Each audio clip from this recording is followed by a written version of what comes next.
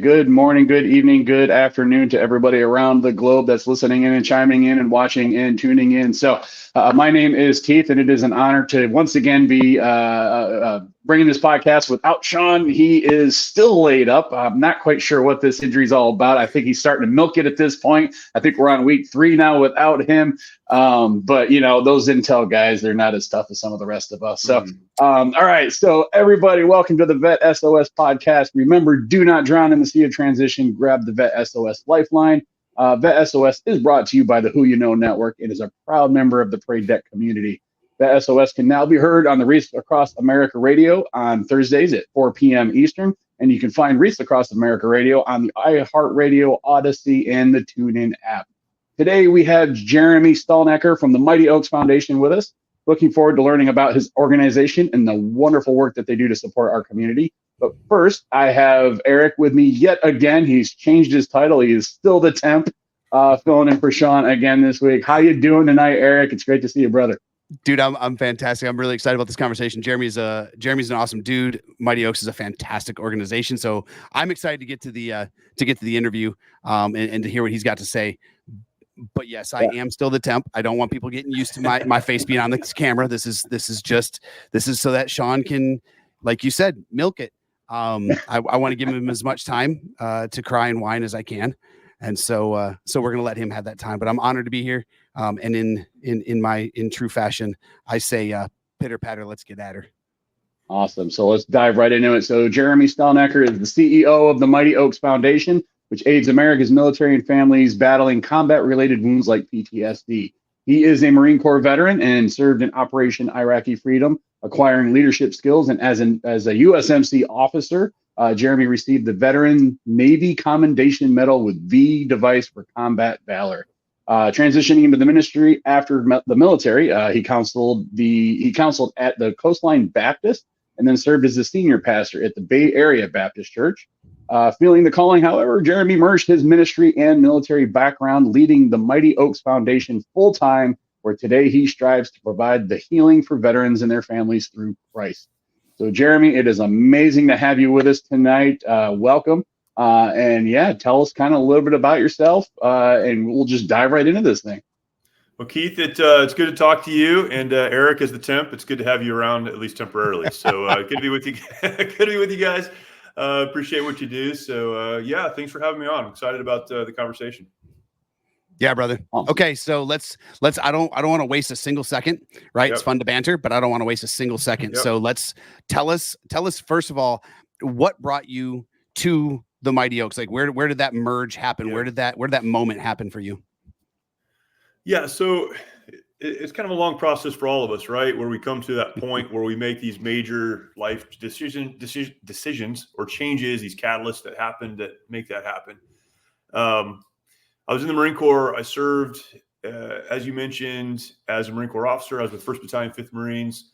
I went to Iraq as part of the initial incursion. I don't like the word invasion, but incursion into Iraq. We were the 1st Marine Infantry Battalion into the country. We breached the berm in the center, kind of axis of advance, hit the first objective of the war, and then made our way to Baghdad. So all of that happened on that combat deployment. That was my last deployment. A lot of things led up to the decision to get out of the Marine Corps, but I'd already made that decision before going to Iraq. So literally 30 days after coming home, I came home 30 days later. I was out of the Marine Corps, and I was working on a church staff, as you mentioned, at Coastline Baptist Church. And that church was important to my family because that's the place that we had been attending while I was in the Marine Corps. For all those in the infantry community, you know that when you are an infantry Marine soldier, you are gone a lot, right? You're training all the time. When you're not deployed, you're training. And so you're coming and going. And so that church was a place for my family, really my wife and my 2 little kids. And over the time that I served, I had the opportunity to get to know people, and it's kind of a long story, but God working in my heart and my family to lead us out of the Marine Corps and into ministry, but not just into ministry broadly, into ministry there, right? Because those are the people that had loved us and cared for us. And so, yeah, I was on that church staff 30 days later, again, a loving environment with people that we knew and people that had cared about us. And I became just like a train wreck. I was so angry and so lost for a period of time. And Over about the next 12 months, I struggled so much that I almost lost my job. My pastor, again, who loved me and cared for me, said, "This is just not working. You're angry all the time. You're very disruptive here. You're not helpful." Well, what he didn't know was I was exactly the same at home. And he confronted me with that, right? And he was really the first person to kind of say, "Look, we don't know what's going on, but something's not right and it needs to change. And we're here to help you, but it needs to change." And then some other people, my wife was a big part of that as well. Well, in all of that process, for me to begin moving forward, I felt like I needed to walk away from the Marine Corps, if that makes sense. Like I had to stop looking over my shoulder. The war was still going. In fact, the unit that I had served with, 1-5, was back in Fallujah, and that was really hard for me. A lot of those kids that I had in my platoon coming out of the School of Infantry, and I trained them and took them to Iraq. Now they're back in Fallujah. I'm not. So all of that's happening. And I just kept looking back over my shoulder thinking, these people here, they don't know who I am or what I've done or what I've been a part of. This is 2003, right? So there weren't a lot of even, current combat veterans at that time. And I just kept going like this, like reaching back, like if I could just go back there. I thought about going back. And so a big part of me moving forward in my life was to not look back anymore, which meant not keeping in contact with anyone, not staying in touch with the guys that I served with. So literally didn't talk to anyone, didn't get together with anyone, stopped answering phone calls. I was thankful for my service, but that was it. As you mentioned, left that church, ended up pastoring a church. A lot has happened in this intervening period of time to help me. I'm still trying to figure some things out and still struggling in some ways and trying to work all of that out. Started pastoring a church, and now 10 years have passed from the time I left the Marine Corps to this moment where one of my old Marines reached out to me and reached out through social media, got in touch with me and said, "Hey, there's this guy. I met this guy, Chad Robichaux. He's starting this program called the Mighty Oaks Foundation. I don't know what it's about, but he's having a hard time getting people there because vets won't go to things." And so he's getting started, and he asked if I could get some of the old platoon together, and we would all go to Colorado and spend a week there. And I don't know why I did, but I said, "Yeah, I'll do that." Again, I don't know why, because I had kind of put so much space between myself and the Marine Corps.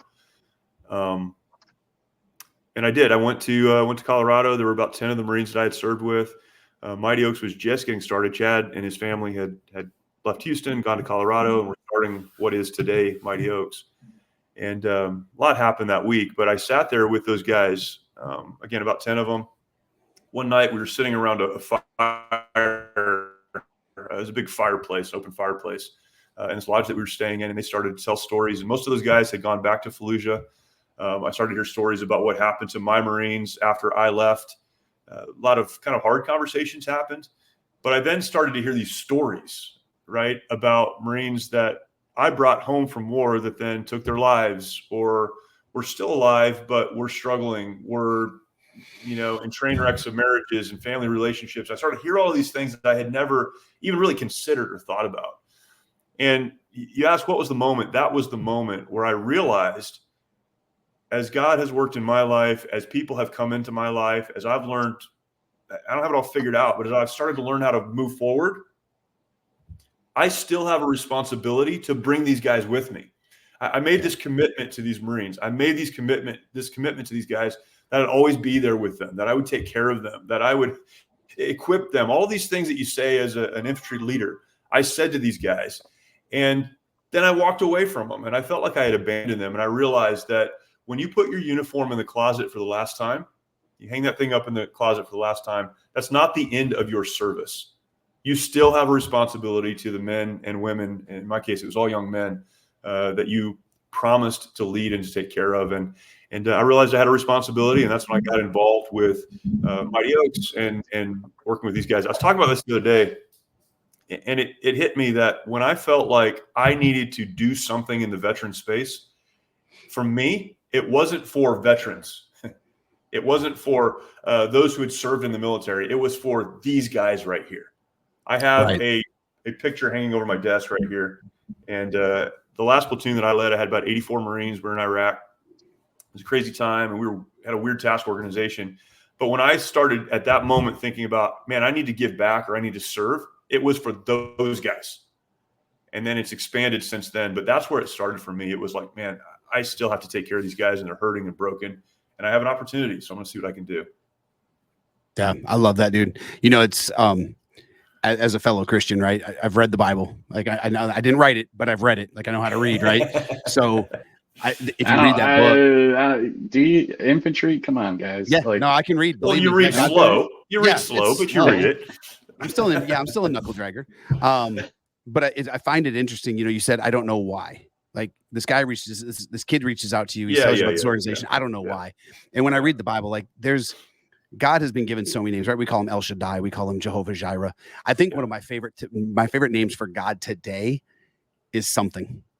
Like something told me I needed to go. Sure. Something told me, you know what I mean? Like he's so powerful, and he works in such a sweet way to get to us because he meets us where we are.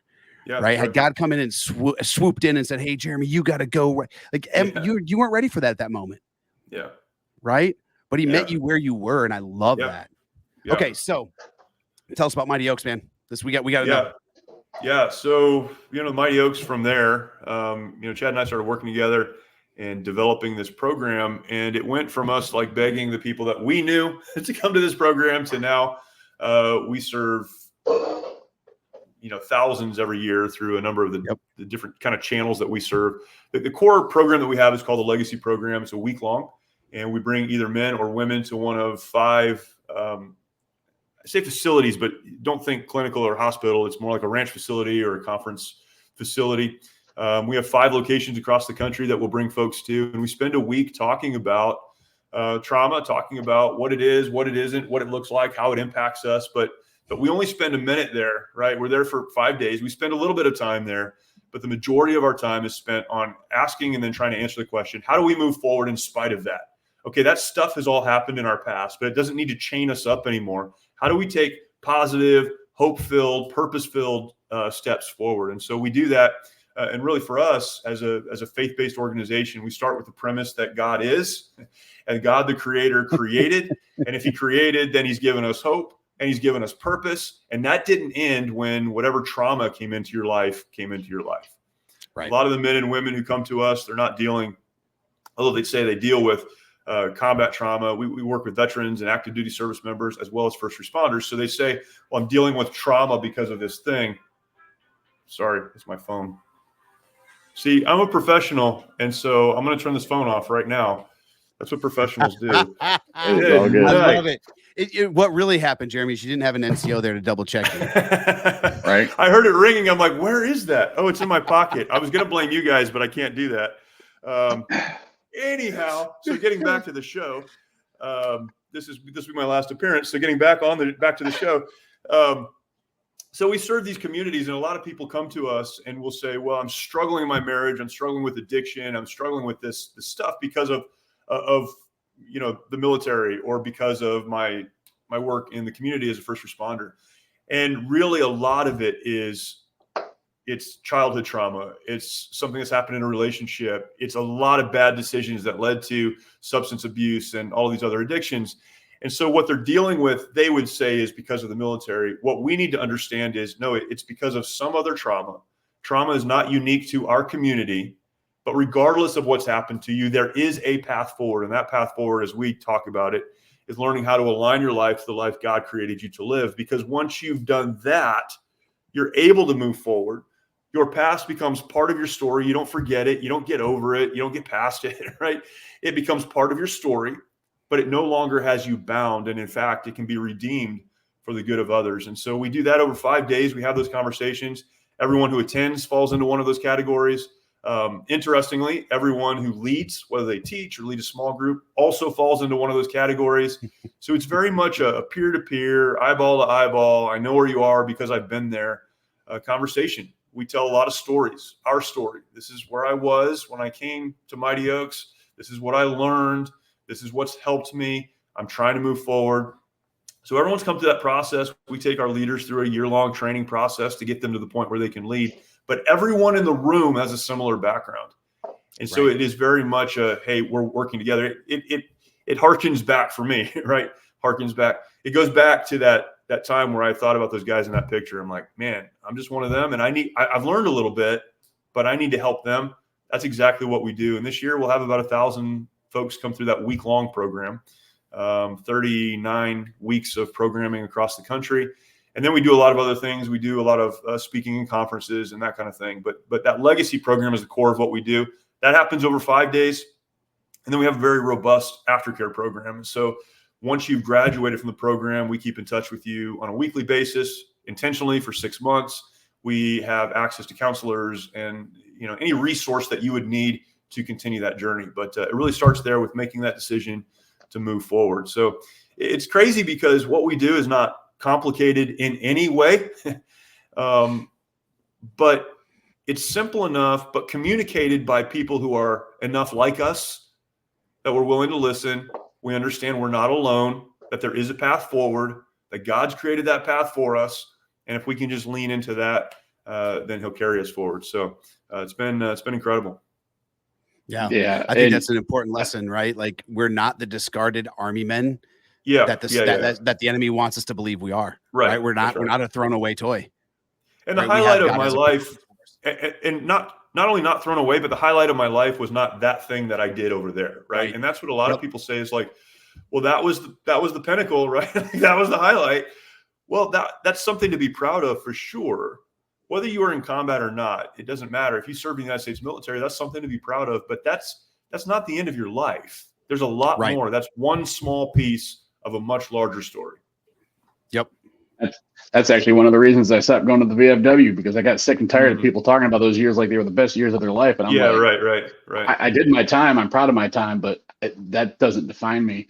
And I love the message and all three of us we're all brothers in the faith. And I strayed away from the faith. I was raised in the church, but strayed away in my teenage years and even in the beginning of my military career. But I came back from in desperation, right? I was afforded what we call the gift of desperation to come back, and so I actually, like, I'm just kind of curious. So not everybody may be in the faith, or even maybe they've strayed away from the faith. From some of our listeners, right? So to somebody who's maybe listening right now or watching, and they're in that desperate situation, but they don't necessarily.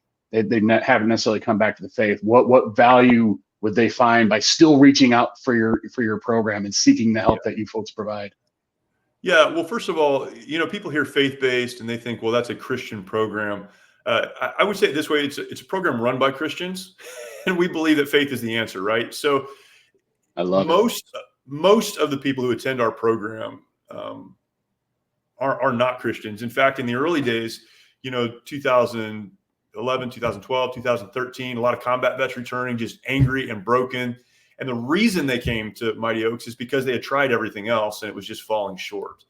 So you don't have to be a Christian to attend our program, first of all. That's number one. And number two, we say this at the very beginning, the first day, kind of our opening conversation.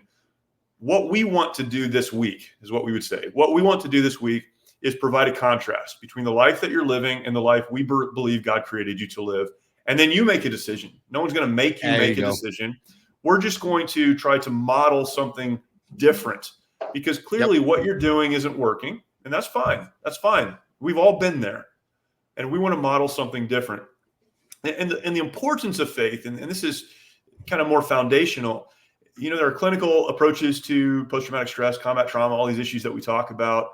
There are medical interventions, there are therapies, there are a lot of good things that are helpful. Absolutely. But if your help doesn't at some point hit the ground of faith, and that is faith meaning a relationship with God the Creator through Jesus Christ, if your help doesn't eventually hit the ground of faith, then it's going to fall short. And why is that? Because only God is omnipotent, that is all powerful. Only God is sovereign, that is in and over all. Only God is the Creator. Only God is the unmovable, unchangeable. And so whatever therapies, whatever interventions you're dealing with, a lot of people find a lot of very helpful things, but they change. They change with your age. They change with your stage. They change with whatever the intervention is or whoever the counselor is. What doesn't change is God. And so if you are not standing firmly on that, again, ground of faith, then the ground underneath you is changeable, and you'll constantly be running from one thing to the next, searching for something. And so faith is very, very important, not faith broadly, but faith in God.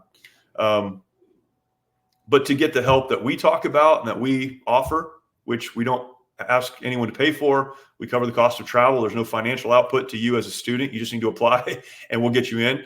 And you don't have to be a Christian. In fact, it absolutely doesn't matter to me if you are or not. I mean, between you and me, I'd prefer that you're not, because you'll look at this, hopefully this faith thing through new eyes. It's amazing how many people at the front end of a program will say things like, I don't believe in God.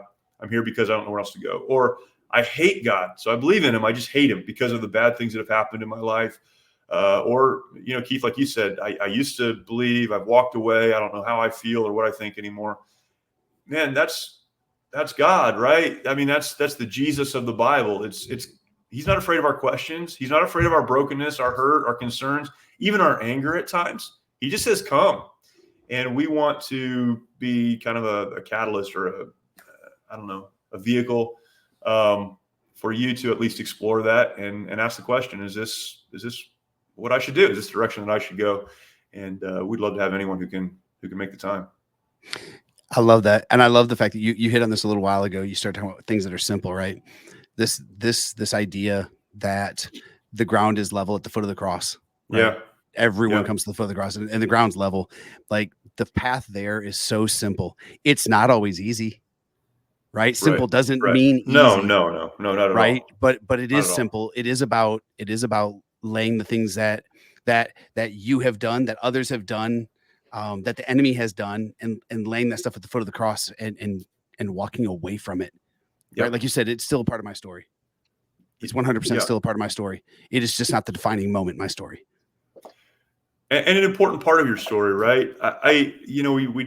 We talk about, I know not every conversation here is a Christian one, but that's the way I look at the world. And I think of this idea of redemption, right? And we use that word redemption. And in the Christian world, that has a meaning. Outside of the world, outside of Christianity, has a meaning. Redemption is just, it's adding value where once there was none, right? Like you can take a bottle and there's a redeeming value or redemption value. You turn that empty, worthless bottle in and you get money back, right? And this is everything. You're redeeming a coupon for something valuable. Well, that's what your story is. And in a much larger sense and a universal sense in relationship with God, how do you take a broken, worthless story that reflects a broken, worthless life and redeem it? How do you give value to something that either doesn't have value or in many cases has extreme negative value? How do you redeem that? Well, you redeem it by using that story for the blessing and benefit of other people. That's why we lead with stories. That's why we lead with testimony. Why? Because it takes this thing back here that you've been hiding or you've been living under or that's had you bound and chained, and it makes it valuable.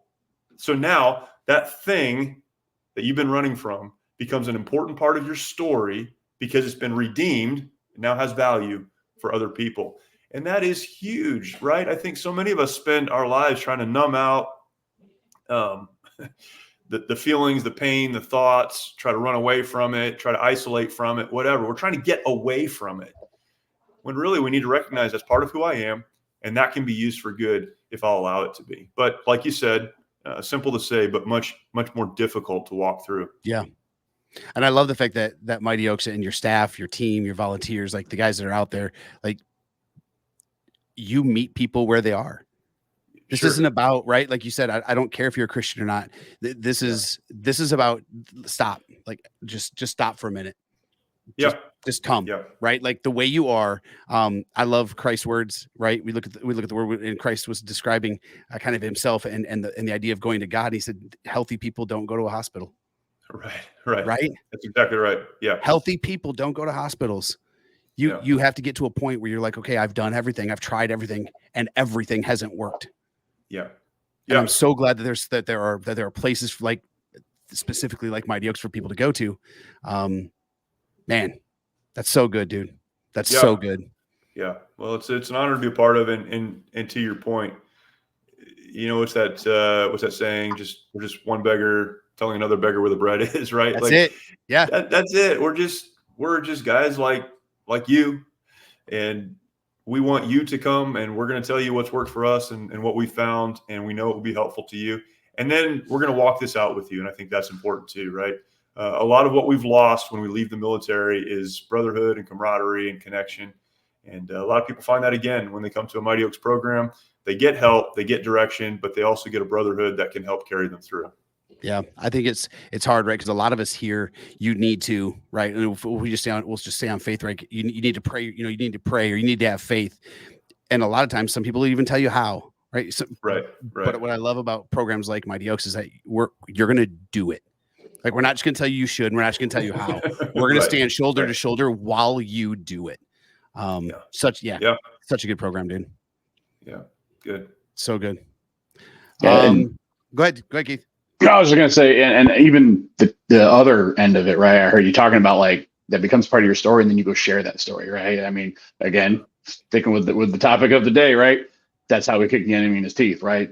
By sharing that testimony, that's what makes him flee. We share the testimony. And so being able to, you're encouraging folks to develop that story and then go out there and share it, because not only are they helping another brother or sister in arms, realize what could be for them, but that's also continuing your own healing, right? Giving that away, not keeping that in, carrying that message out to others. Absolutely. Exactly. And it puts you back in the fight, right? Let's be honest. Yeah. When you're sharing your testimony, you're back in the fight. It is not the same fight. It is not the same mission, but you are absolutely back in the fight. You are absolutely kicking doors in and doing what you can to save and rescue others. I've said this before, but Jeremy, if you, me, and Keith can agree that by Christ's work on the cross, the war on sin and death is over and has been complete, then that means that we're all on the greatest POW mission in the history of the world. Sure. Yeah. Right. That's a good way to put it. That's exactly right. Exactly right. That's good. We got to go get them. Yeah. We got brothers and sisters, family members, strangers in grocery stores and in restaurants that are lost, and they don't even know they're lost. They've been tricked by the enemy, and they think they're supposed to carry all that crap. Yeah. They don't have to carry it. Deceived that they are deceived. And we have a unique position as those who have served, in this mission that you described, to reach into our community. And I've said this many, many times, to your point, as a Christian and as someone that believes in, the eternal nature of both heaven and hell, eternity, right? Yep. I feel a call to help anyone that I can, anyone that will listen to this message. But we have been uniquely positioned by God, I believe, to reach into a very specific group of people who are extremely cynical and don't want to listen to anyone who's not like them, but will listen to us. And we have an opportunity to communicate to those folks. And really, that's a great blessing when we think about, man, I'm one of the very few people on the planet who's in the position that I'm in to be able to reach a very special group of people. And so, that's a call I think we should all take very seriously. Yeah. And I think it's something that not only should we take seriously, but we should take action on. Right. Yeah. And so I would just say, brother to brother, dude, I'm so grateful for people like you, for you specifically. I'm so grateful that God prepared you for a moment such as this. I'm glad he met you where you were. And I'm glad you used your free will, which is another option, right? You have free will, right? Sure. So you used your free will to put yourself in this position and to follow God's calling, because I know the help that you're giving people, and I know the hope that you're giving people. And I'm just so grateful for you, brother. Well, thank you. I appreciate it. It's a great blessing. And I'm just grateful to be able to even share that, right? And to be able to offer a program like ours. Look, it's not going to cost you anything financially. It'll cost a few days, but we take care of everything else. And what a blessing it is even to be in that position where we can do that. And so I'm grateful for that. Just a small part of God's much larger plan. I love it. Okay, buddy. I hate to tell you this, man, but we are actually out of time. I don't know how this flew so fast. Yeah. I've said that in the last couple of episodes. I think I forgot in my time away from the podcast how fast these things go. But I'm going to go out on a limb and say to Keith, you and Sean need to bring Jeremy back. There's more to talk about. Oh yeah, and if you do, just let me know, man. I love this conversation. So now that you're in retirement, you get to pick and choose which episode you come back on. Is that what you're saying? I'll be back. So Jeremy, so everyone who's watching can see the ticker tape down below you. It shows the websites and where to find you. But just so that if they ever want to talk to Jeremy, or if they want to get in contact with you, what's the best place for folks to get a hold of you? So obviously for the program, it's Mighty Oaks, right? MightyOaksPrograms.org. For me specifically, You can find me on just about any social media platform just using my name. So my handle is my name, Jeremy Stalnecker, on all the major platforms. Instagram is where I am most active. So that would be the easiest way to reach me. And I'd love to hear from you. Cool. Awesome. Well, brother, listen, again, I really appreciate your time. Thank you for getting up early on the West Coast to hang out with us. And I pray that you have a blessed weekend, and that you have some incredible time with your family. Okay. That's it. Thanks, guys. Thank you. Yeah. So on behalf of the VET S.O.S family, we'd like to thank you and everyone else for joining us today. Make sure you follow and subscribe on YouTube and your favorite podcast platforms. And remember, please do not drown in the sea of transition. Grab the VET S.O.S lifeline. Y'all have a great day.